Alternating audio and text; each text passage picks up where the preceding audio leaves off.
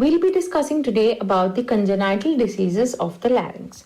And the first and most important one we're looking at is Laryngomalacia. Okay, it is the most common congenital abnormality of the larynx. So, important question. Most common congenital abnormality of the larynx is Laryngomalacia. It's nothing but a soft laryngeal cartilage.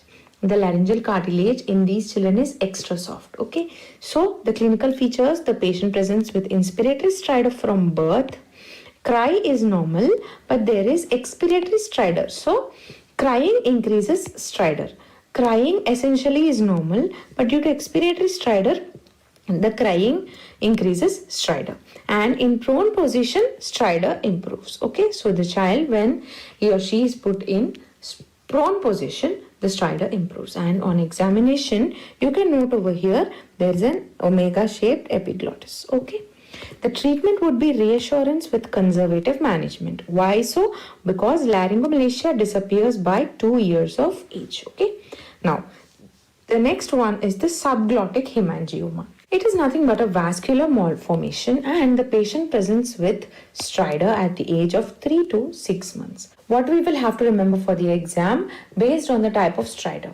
If there is involvement of glottis and subglottis, there is biphasic stridor. When supraglottis and the structures above it are involved, there is inspiratory stridor, and when the structures below the subglottis are involved, there produces a expiratory stridor. But in subglottic hemangioma, there is inspiratory stridor due to the presence of vascular malformation. Okay. So the diagnosis will be via the fiber optic laryngoscopy or direct laryngoscopy, and on examination you can find a reddish blue mass in the subglottis. Okay.